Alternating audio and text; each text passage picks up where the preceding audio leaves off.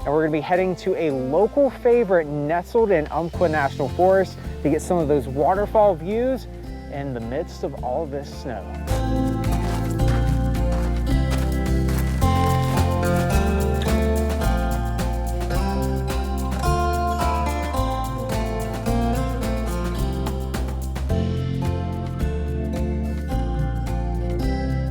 Now we had to take a little bit longer route today just because the road's closed.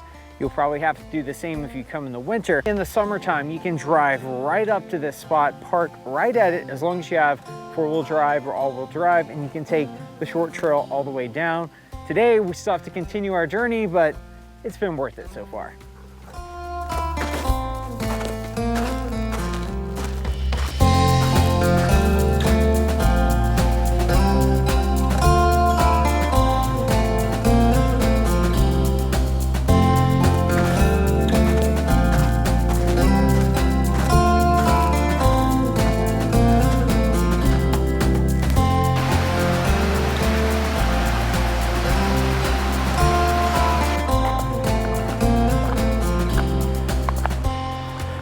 We finally made it to Lemolo Falls.